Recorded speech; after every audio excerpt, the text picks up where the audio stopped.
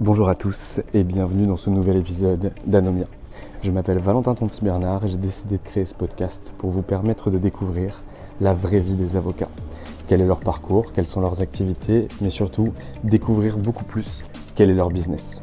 Anomia, c'est un cabinet de conseil en stratégie exclusivement dédié aux avocats, où nous intervenons sur 3 sets d'offres, que sont la formation business, le coaching business, ainsi que des missions de conseil en stratégie pour les cabinets d'avocats. Aujourd'hui, dans ce nouvel épisode, j'ai le plaisir de vous faire découvrir ma conversation avec Garance Le Philibert. Garance Le Philibert est avocate à Nantes. Elle intervient en droit immobilier et en droit de la construction. Avec son futur associé Guillaume Gulbic, il souhaite monter un cabinet de référence sur la région nantaise.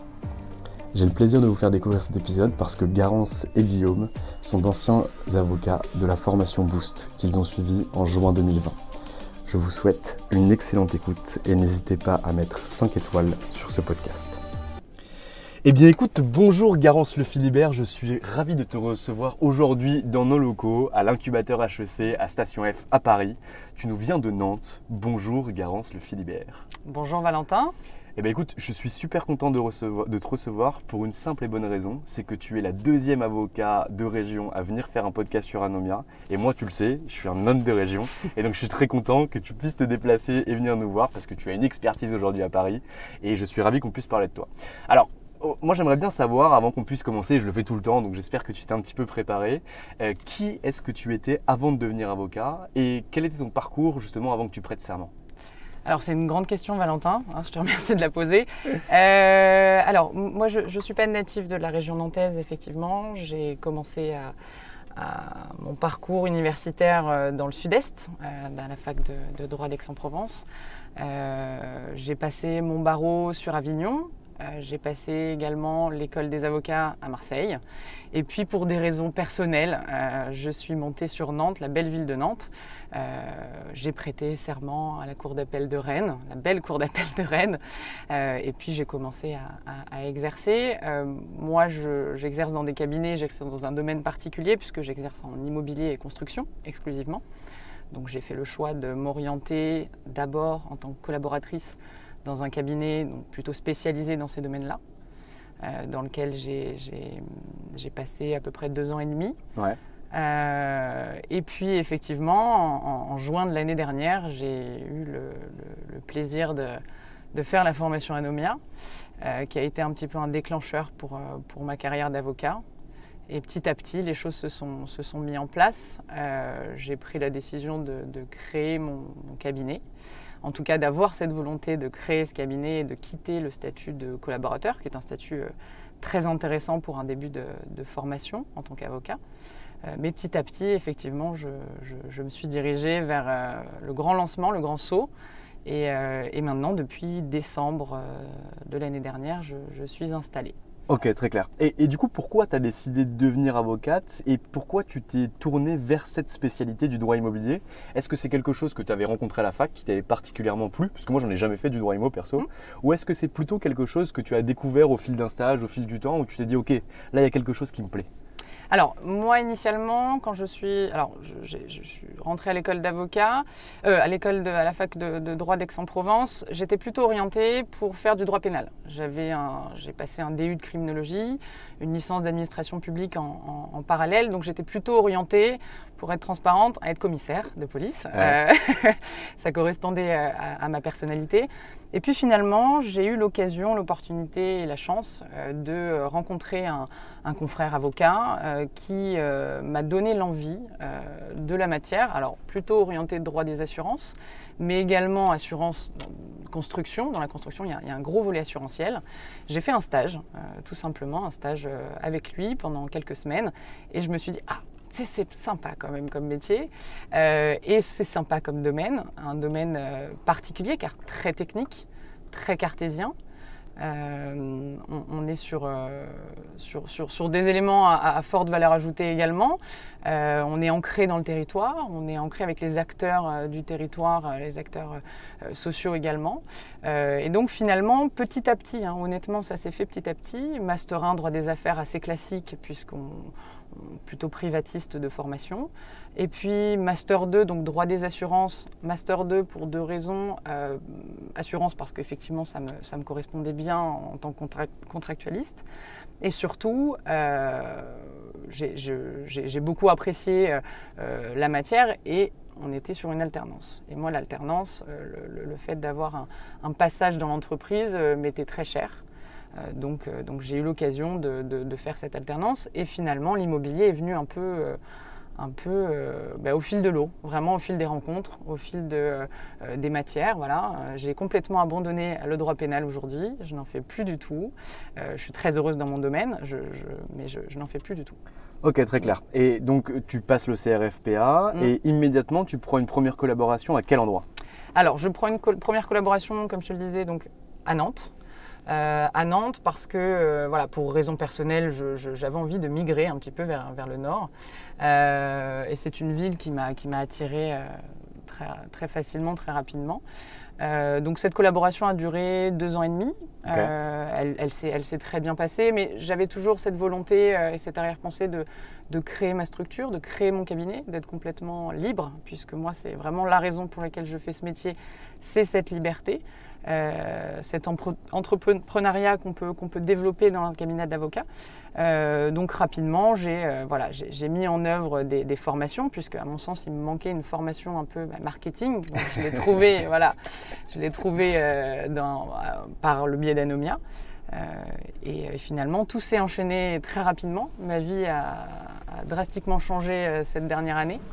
J'ai mis en place donc des modes d'exercice qui sont différents, qui ont été validés par le Conseil de l'Ordre, par l'Ordre du barreau de Nantes, qui est un barreau très dynamique et qui a volonté justement à faire un petit peu bouger les barrières et peut-être dépoussiérer un petit peu la profession, en tout cas dans ces modes d'exercice. Donc effectivement, j'ai créé un partenariat avec un confrère nantais, qui est aussi un ami, bien sûr, qui s'appelle Guillaume Guillevic. Et on a monté ce partenariat qui est une convention finalement de correspondance organique un peu spécifique avec un système de co-traitance et sous-traitance des dossiers et une vraie synergie. C'est finalement, nous on l'a vu aujourd'hui comme les prémices à une association, puisque là c'est la tendance qu'on prend aujourd'hui. Mais voilà. Donc plutôt un moyen de se tester. Et est-ce que tu pourrais expliquer un petit peu, donc tu deviens collaboratrice, pendant 2 ans et demi tu exerces le métier d'avocat en tant que collaboratrice, où tu apprends ton métier auprès d'autres avocats. Donc ça se passe très bien, mais tu as cette envie d'aller plus loin, tu as cette envie de finalement être indépendante, de créer ta structure. Est-ce que tu pourrais nous expliquer un peu le cheminement intellectuel dans lequel tu étais? Parce que je suppose qu'il y a des collaborateurs qui nous écoutent et qui se posent la question de se lancer. Et donc, quelles ont été les étapes dans ton esprit pour vraiment te lancer et te dire « Ok, maintenant je prends ce risque-là, je vais poser ma plaque, entre guillemets, et je vais me positionner sur un marché pour aller derrière chercher et développer ma clientèle ». Alors, je pense tout d'abord c'est une question de personnalité. Je suis quelqu'un qui va de l'avant, hein, je le reconnais.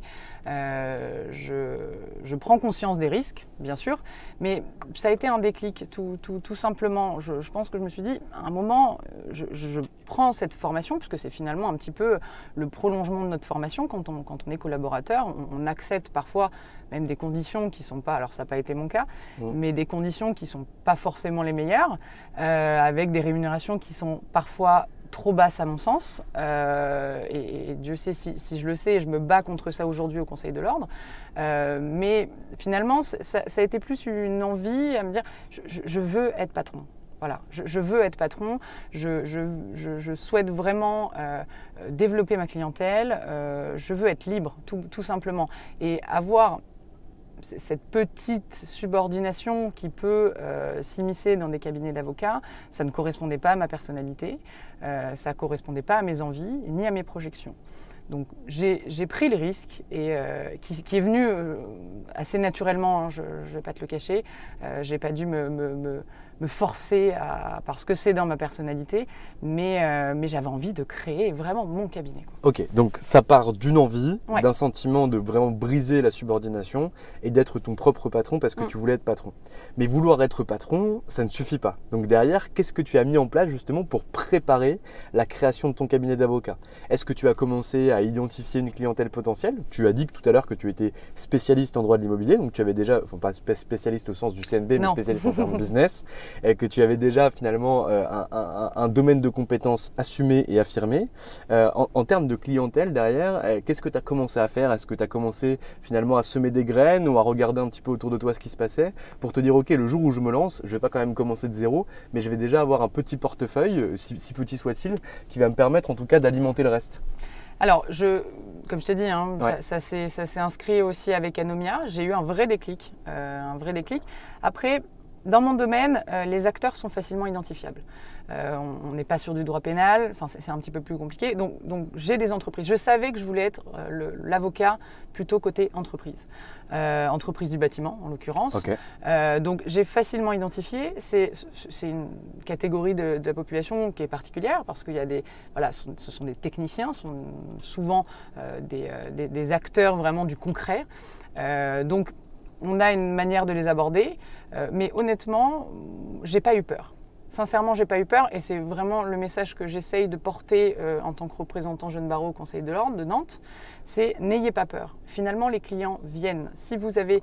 alors, on met des choses en place, bien sûr, et je me suis formée puisque j'avais des lacunes, effectivement, dans ces modes d'acquisition. Et je ne sais pas d'ailleurs si tu te souviens, mais lors de la formation, je me mettais des barrières. Oui, je suis. Beaucoup de barrières. Je me disais, mais je ne suis pas légitime. Je ne suis pas légitime à aller chercher des clients. Je ne suis pas légitime en tant que jeune collaborateur et avocat, entre guillemets, de peu d'expérience sur le papier, à aller démarcher presque, j'exagère, mais aller démarcher des entreprises. Et finalement, si, parce que c'est une question aussi de personnalité. Moi, j'ai des clients qui me ressemblent d'une certaine manière. Il y a des clients ouvertement que je ne veux pas avoir dans mon portefeuille parce qu'on n'a pas le même état d'esprit, on n'a pas la même stratégie des dossiers, on n'a pas la même vision aussi, et parce que parfois, moi je suis très encline à négocier et trouver des accords sans forcément aller systématiquement au contentieux. Donc moi j'ai des clients qui sont ouverts d'esprit, qui me font confiance, je leur fais confiance. Donc ça s'est fait sincèrement assez facilement et surtout par le biais du bouche à oreille. C'est-à-dire qu'un client, et pour moi c'est la plus belle des réussites et la plus belle enfin en tout cas c'est ma ligne directrice, mes clients me recommandent. Ils m'envoient finalement, un client me renvoie 2-3 dossiers de personnes extérieures et je suis ravie.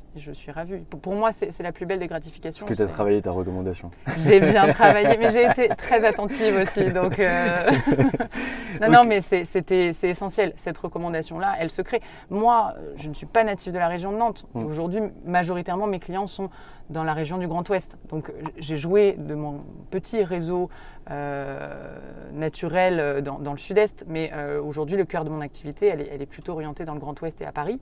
Et comment? Et voilà, tout simplement par la recommandation, par les efforts que j'ai mis dans les dossiers pour mes clients, hein, vraiment dans l'intérêt de mes clients. Et apparemment, ils sont contents, tout du moins pour l'essentiel, puisqu'il y a des recommandations derrière. Et pour moi, c'est le plus beau des cadeaux. Parfait. Aujourd'hui, comment tu te positionnes sur le marché, Garance? Par rapport à mes confrères? Plutôt par rapport au marché que tu adresses. Qui est-ce que tu cibles? Comment tu veux être vu finalement par la clientèle que tu vas adresser? Alors, moi déjà, le premier canal d'acquisition, je passe beaucoup par LinkedIn. J'ai fait un gros travail sur les réseaux et sur LinkedIn.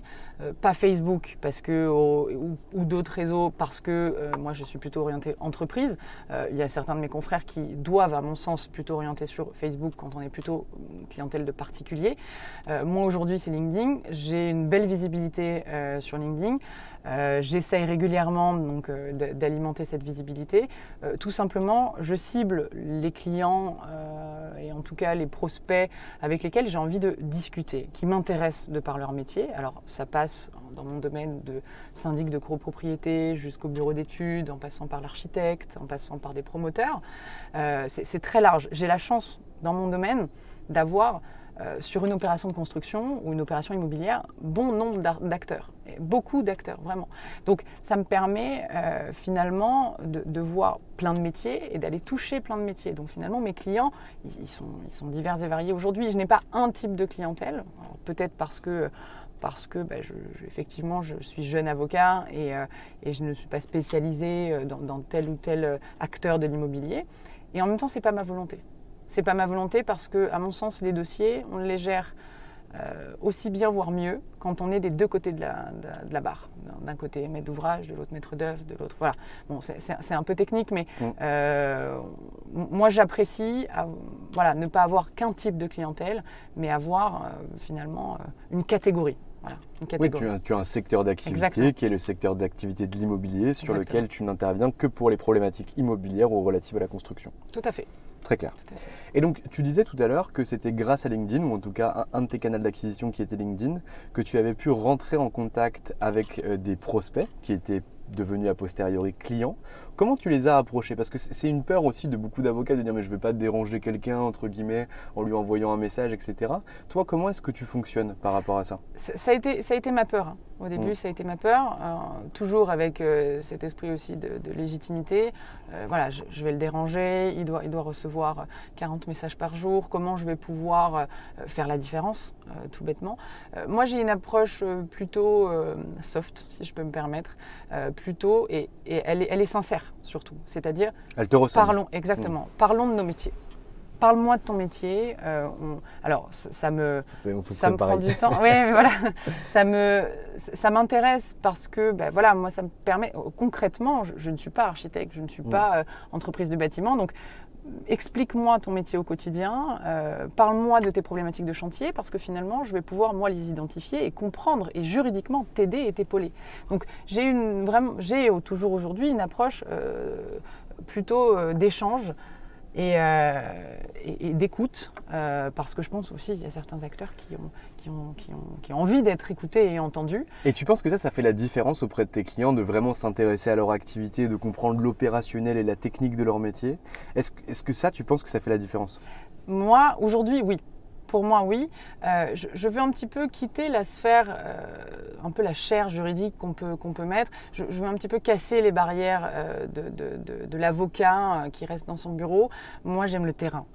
Je fais aussi cette spécialité parce que j'adore l'expertise, donc j'adore les chantiers.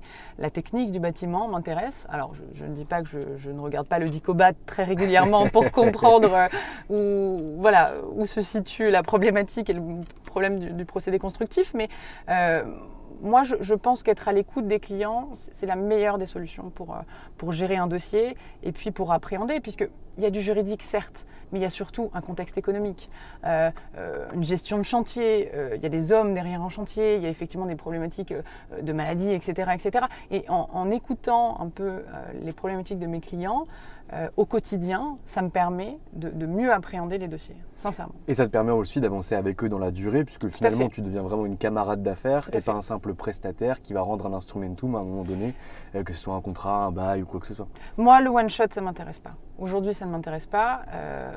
On développe avec mon futur associé cette idée, c'est-à-dire qu'on veut encadrer l'entreprise du bâtiment et de la construction dans sa globalité. Vraiment dans sa création jusqu'à l'aspect responsabilité. C'est-à-dire que Guillaume, qui fait plutôt donc, du droit commercial, baux commerciaux, procédures collectives, il gère l'entreprise dans sa vie au quotidien.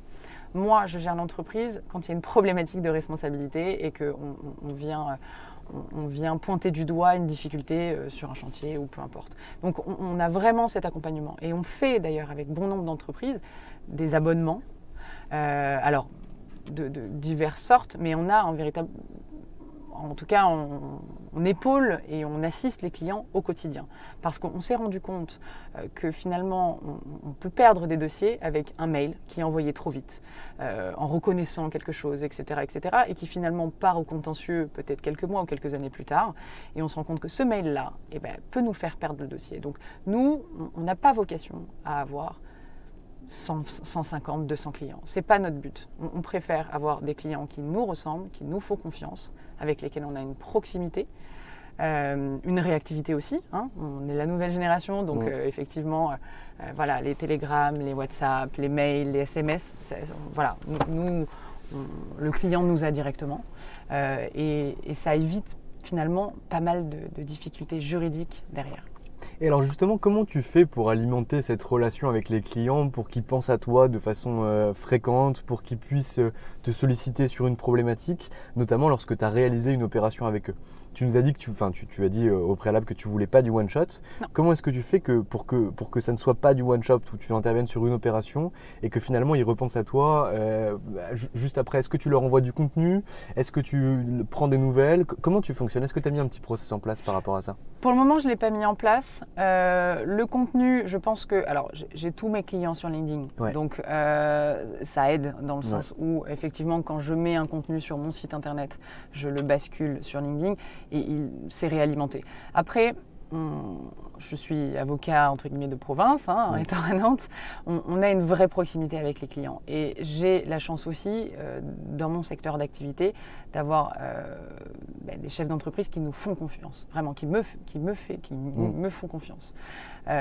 Et donc, finalement, j'ai pas besoin. Honnêtement, dans mon domaine d'activité, j'ai pas besoin de les alimenter. J'ai pas besoin de mettre des newsletters. J'ai pas besoin... Voilà. Ils savent où me trouver. Ils savent que quand j'ai géré un dossier, a priori, s'ils reviennent, c'est que ça s'est bien passé, ils vont revenir naturellement.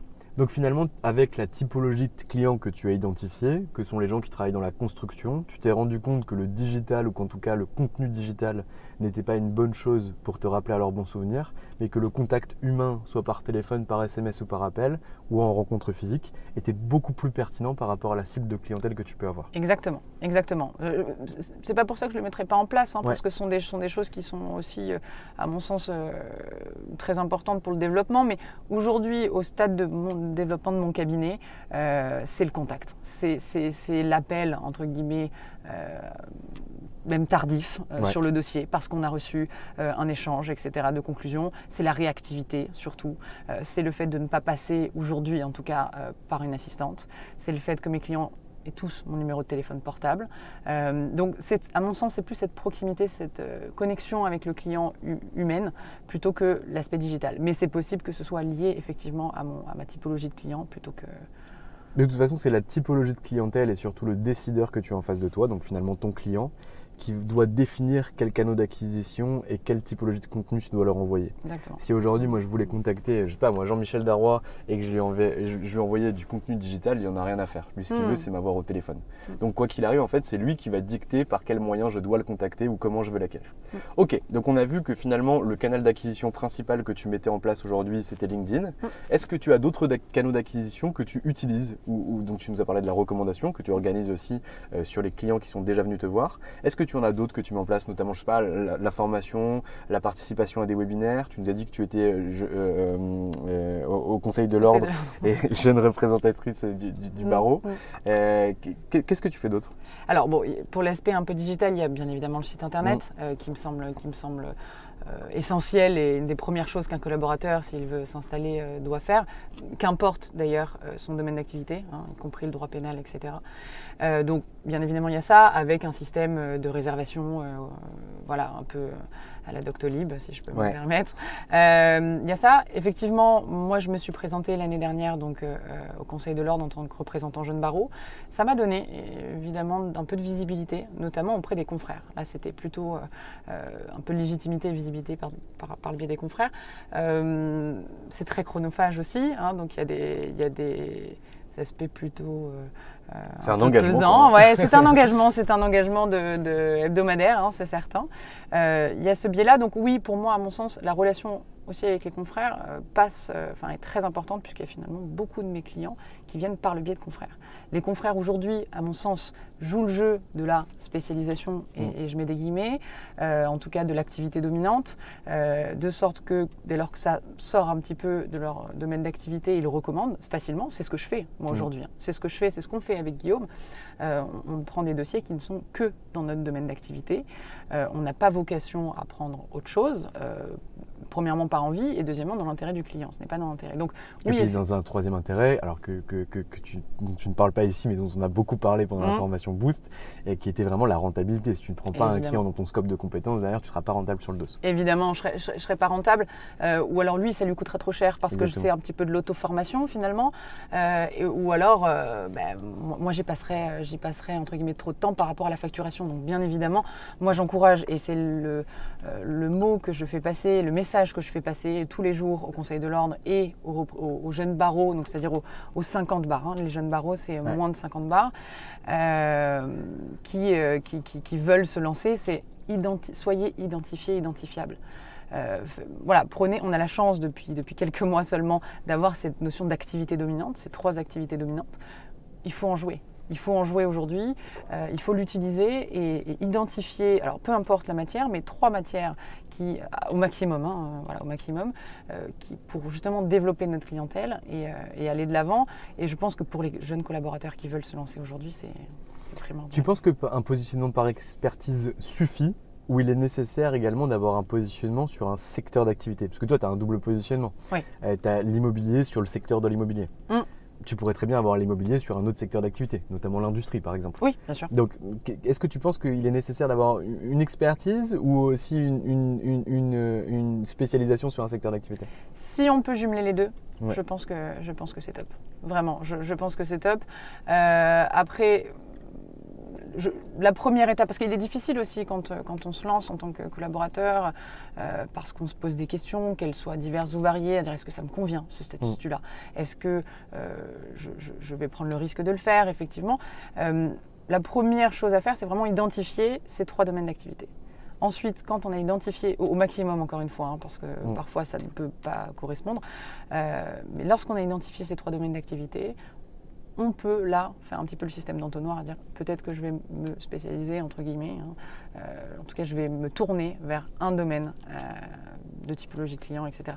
Mais c'est vrai, ce sont des questions qui reviennent très souvent. Beaucoup, moi, de mes jeunes confrères m'appellent notamment en me sollicitant parce qu'ils savent que je me suis installée, parce que voilà, en me posant toutes ces questions-là, mais je leur réponds systématiquement ce que je viens de te répondre. Oui, c'est une très bonne chose et je pense que tu as raison parce qu'aujourd'hui, faire la distinction entre un avocat et un autre avocat pour un profane ou en tout cas une entreprise, c'est extrêmement complexe. C'est-à-dire qu'identifier qui est bon, qui n'est pas bon, c'est difficile. Donc quelqu'un qui a une spécialité ou en tout cas une activité dominante et qui se positionne sur un secteur d'activité précis, il aura nécessairement un côté favorable par rapport à cette clientèle. Aujourd'hui, un avocat qui dit voilà, moi je suis avocat fiscaliste spécialisé sur le secteur d'activité des pharmaciens, tout à fait. Il n'y en a pas 2 en France. Non. Donc en fait, il aura nécessairement la primauté par rapport à quelqu'un d'autre qui ferait uniquement du droit fiscal. Et aussi une petite précision, je rebondis sur ça, la spécialité, il faut minimum 4 ans d'exercice également. Donc quand on est jeune et qu'on a cette volonté finalement de créer son cabinet, parce que à mon sens, on peut créer son cabinet au bout d'1 an, 2 ans, 3 ans, on n'a pas cette spécialité. On n'a pas la possibilité, on ne rentre pas dans les clous et les modalités de la spécialité. Donc finalement, on va le faire plus tard. Mais il ne faut pas que ce soit un frein. Avec cette notion d'activité dominante, on peut justement jouer sur notre image. Alors, bon ou pas bon, finalement, ça ne veut pas dire grand-chose. On peut être d'ailleurs très bon dans certains dossiers, moins bon dans d'autres, ça arrive. Puis il y a un aléa judiciaire également. Mais en tout cas, oui. Et toi, alors du coup, tu t'es installée en décembre dernier. Comment tu as fonctionné? Est-ce que tu t'es dit, ok, je vais me lancer toute seule, mais peut-être qu'il y aura des questions extrêmement techniques sur lesquelles j'aurai des difficultés. Je vais quand même avoir quelques mentors que je peux contacter de temps en temps pour m'aider sur certains points. Ou tu t'es dit, en fait, j'en ai pas besoin, quoi qu'il arrive aujourd'hui. Je prendrai le temps nécessaire pour pouvoir apprendre et derrière, je sortirai les dossiers comme ça. Alors, j'ai l'humilité de dire que je ne sais pas tout, vraiment. Et je pense que tous mes confrères ont cette idée-là. Mais alors, je me suis installée mais je conserve une sous-traitance très très partielle, 1 jour par semaine, avec un confrère plus âgé. Donc ce sont que des individuels, et j'ai ce lien-là. Je peux traverser, toquer à sa porte qui est en face de la mienne, et lui poser des questions si j'ai une difficulté. Et finalement, on se rend compte, puisque c'est un confrère qui est plus âgé, bien plus âgé que moi, qu'on a de l'échange. on a une vraie relation d'échange. Il me questionne sur ses dossiers, je le questionne sur mes dossiers. J'ai aussi la chance d'avoir Guillaume à mes côtés, dont le cabinet est situé à 100 mètres du mien. Alors, on a bon espoir que les deux cabinets se rejoignent là dans les mois qui arrivent. Mais en tout cas, moi, je vis pas l'expérience d'avocat seul. Sincèrement, c'est pas mon objectif. Je ne juge bien évidemment pas les individuels, mais en tout cas, pour moi, c'est simplement un tremplin pour développer mon activité entre la collaboration et l'installation avec un cabinet à plusieurs. Mais aujourd'hui, je n'ai pas vocation à être toute seule. Donc oui, cet échange est très important. Avec d'autres confrères d'ailleurs, hein. Même sur des dossiers, on peut s'appeler en disant j'ai une difficulté, etc. Il y a des liens amicaux qui se créent et on peut et on doit échanger. Non, puis même en termes d'exercice de la profession, c'est déjà une profession qui est extrêmement intense, tant en termes temporels qu'en termes psychiques. Et si en plus tu l'exerces seul de ton côté, finalement, même au-delà de la technique, ça devient extrêmement difficile d'avancer. C'est-à-dire que même si tu n'es pas associé en tant que tel, quand tu as un vivier qui tourne autour de toi, de confrères qui sont dans la même situation que toi, avec qui tu peux challenger tes idées et parfois peut-être penser à des choses que tu n'aurais pas pensé seul, ou en tout cas qui puissent te donner une autre perspective, c'est une excellente chose. Moi j'estime que, je vais reprendre la fameuse expression, mais seul on va peut-être plus vite, mais à plusieurs on va plus loin. Sincèrement, c'est mon objectif. Voilà, j'ai pas vocation à exercer seul, encore une fois. Moi, le but c'est de créer une entreprise. Un cabinet d'avocats, je l'estime comme une entreprise. Je sais que tu as la même vision que la mienne, bien sûr. Donc non, il faut s'entourer, il faut décrocher son téléphone, il faut demander un petit conseil, il faut avoir l'humilité de dire je ne sais pas tout, et peut-être qu'effectivement la vision de quelqu'un d'autre, et souvent moi je la confronte effectivement, notamment avec Guillaume, en me disant comment on fait là, comment on fait, que penses-tu de ma vision, quelle serait la tienne, que penses-tu de cette stratégie, et c'est sincèrement c'est rassurant aussi, quand on est au début de son activité, c'est rassurant, mais surtout je pense qu'on est meilleur. Je suis convaincu de ce que tu dis et je suis tout à fait d'accord avec toi. Est-ce qu'on peut faire un petit flashback un petit peu sur de décembre 2020 à maintenant? Comment il s'est passé finalement ces premiers 6-7 mois d'installation? Comment ils se sont passés? Est-ce que tu as eu que des bonnes surprises? Combien tu as facturé? Comment tu t'es comporté sur le marché? Est-ce que tu as atteint finalement les objectifs que tu t'étais fixés? Alors, en fin d'année, je ne vais pas te mentir, il y avait un peu d'angoisse, un peu de stress à se dire finalement je n'ai plus cette fameuse rétrocession de collaboration, donc je suis un peu lâché. J'ai fait le grand saut, voilà, j'ai fait le grand saut. J'avais effectivement pas forcément énormément de clients, j'en avais certains qui me faisaient confiance, donc ça m'a rassurée. J'ai réussi à les acquérir avant de me lancer, donc c'est aussi ce qui a été le déclencheur. Oui, en termes de facturation, aujourd'hui, oui, j'ai atteint mes objectifs, même plus que mes objectifs. Je me suis donné les moyens aussi. J'ai travaillé d'arrache-pied. Je n'ai pas de samedi ni de dimanche depuis 1 an et demi, mais ça me plaît. J'aime avoir cette relation avec mon client, j'aime qu'il soit satisfait des prestations. Donc voilà, l'appréhension finalement, effectivement, elle était vraiment présente, en se disant mais mon Dieu, comment je vais réussir à facturer, comment je vais réussir à assumer les charges, etc. Mais finalement, quand on s'investit à 100% dans son métier, et là en l'occurrence c'est mon cas, il n'y a pas de raison qu'on ne réussisse pas, sincèrement. Si on a une approche client qui est celle qui correspond à notre domaine d'activité, si on se donne les moyens et entre guillemets on ne compte pas nos heures, on réussit. Donc oui, aujourd'hui, moi les objectifs sont atteints, tellement atteints qu'effectivement là on va créer notre structure avec Guillaume en début d'année 2022 si tout se passe bien. Donc oui.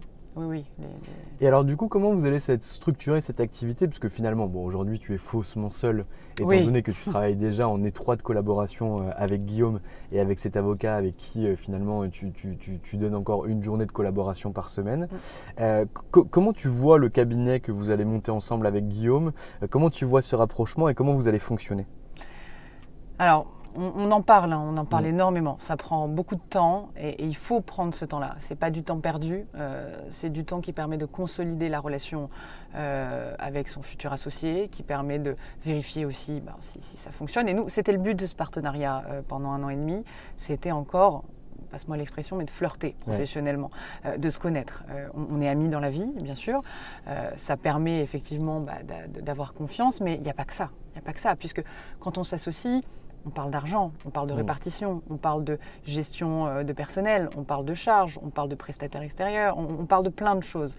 Même là, de localisation, tu vois, de bureau, puisque c'est notre sujet brûlant de cette semaine, en l'occurrence. Donc voilà, on parle de tout ça, et pour moi, c'est de la discussion. Il faut que ça vienne assez naturellement. On a deux personnalités complètement différentes avec Guillaume. On a par contre une seule et même vision du cabinet.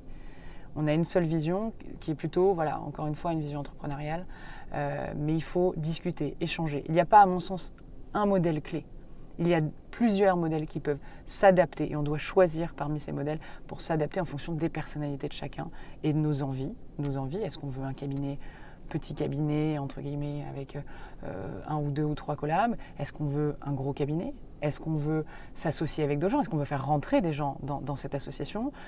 Tout bêtement, comment appelle-t-on ce cabinet avec un nonon, avec un... Voilà, enfin, des milliers de questions se posent et ça doit se faire petit à petit, puisqu'en fait, une question va en soulever 10.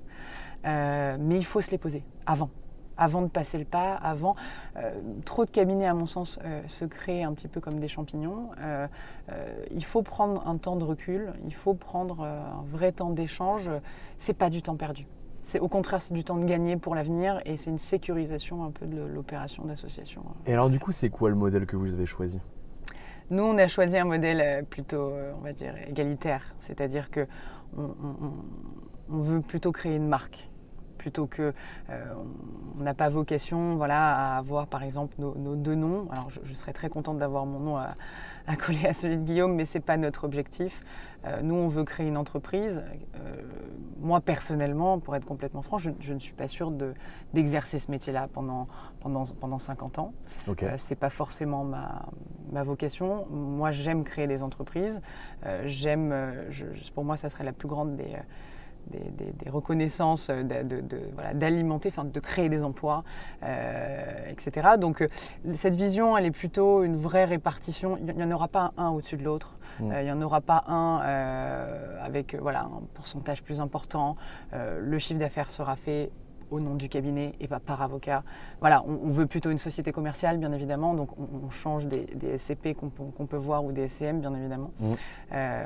Donc voilà, c'est plutôt une juste répartition et un équilibre, tant dans les personnalités que l'aspect financier. Hein. Voilà, on ne verra pas celui qui facture le plus et aura plus de rémunération, c'est pas notre et en termes d'organisation interne, du coup, toi, je suppose que tu vas être en charge de l'acquisition de la majorité de la clientèle, justement pour cette entreprise que vous allez créer. Guillaume, lui, sera plus en charge de la production, du management, de la délégation des tâches. C'est exactement ça, tu as bien identifié un peu la répartition. Moi, j'ai plutôt un aspect un peu plus commercial. Ouais. Guillaume est un excellent juriste, avec un tout petit peu moins d'appétence pour le commercial, voilà, tout simplement. Par contre, il est très bon dans la transmission des informations, dans la pédagogie. Donc effectivement, Guillaume sera plus dans cet accompagnement, cet encadrement de la production, et moi plutôt dans l'aspect relationnel client et l'acquisition client. Donc on a une belle répartition et je pense que c'est aussi essentiel parce que de Garance ne fonctionnerait pas, de Guillaume ne fonctionnerait pas non plus. Et j'ai toute humilité à le dire, une personnalité comme celle de Guillaume me correspond et inversement je pense que la mienne lui correspond. Il faut un équilibre. Dans une association, il faut un équilibre. Il faut parler de tout, il faut une vraie transparence et il faut un équilibre. Et on essaye de le trouver. Hein. Je te dirai ça dans 10 ans, peut-être qu'on en sera. Bon, je ne le souhaite pas. Mais il faut pas que l'un ou l'autre prenne le dessus. C'est pas comme une relation de couple, hein, finalement. Ouais. C'est la même chose. Hein. Et du coup, toi, quand tu es venu suivre la formation Boost du coup d'Anomia, tu l'as suivi aussi avec Guillaume qui était là et que d'ailleurs je salue avec grand plaisir. Est-ce que ça vous a justement aidé à vous poser ces questions-là lorsqu'on a commencé à parler de positionnement, d'acquisition client, de cross-selling, de pénétration marché, de notoriété? Est-ce que ça vous a aussi aidé en vous disant putain, on n'avait pas envisagé ça ou en tout cas on n'avait pas parlé de ces choses-là et du coup vous en avez parlé ensemble ou vous y avez réfléchi? Effectivement, alors cette formation en Boost, comme je te l'ai évoqué, ça a été effectivement un vrai déclencheur. On s'est posé des questions. Alors, on en parlait depuis quelques mois. Ça commence autour d'un verre, et puis en rigolant, et puis finalement, on se dit, non, on va vraiment le faire parce que nos personnalités matchent. Et cette formation, oui, a soulevé beaucoup de questions qui, finalement, on s'est rendu compte qu'on arrivait vite à y répondre. Alors, j'ai peut-être une énorme chance d'avoir trouvé mon alter ego professionnel. C'est fort probable, et en tout cas, je le souhaite. Mais oui, cette formation, on a identifié des problématiques. On a aussi identifié des modes, excuse-moi Valentin, mais qu'on ne voulait pas reproduire. Oui, bien sûr. Qu'on ne voulait pas reproduire. Et des modes, au contraire, dont on voulait s'inspirer, tout simplement. Donc, on s'est posé toutes ces questions, et il faut sincèrement le faire très rapidement. Avant de prendre toute décision, il faut communiquer, tout simplement. Ouais, mais je suis totalement d'accord. Et alors du coup, petite question, parce qu'après je t'ai quand même pris pas mal de temps ce matin, et tu as autre chose à faire que venir chez Anomia pendant toute une matinée. Aujourd'hui, Guillaume n'a pas la même clientèle que toi, ou pas la même cible que toi, ou en tout cas pas exactement, peut-être que je me trompe et que tu me diras le contraire.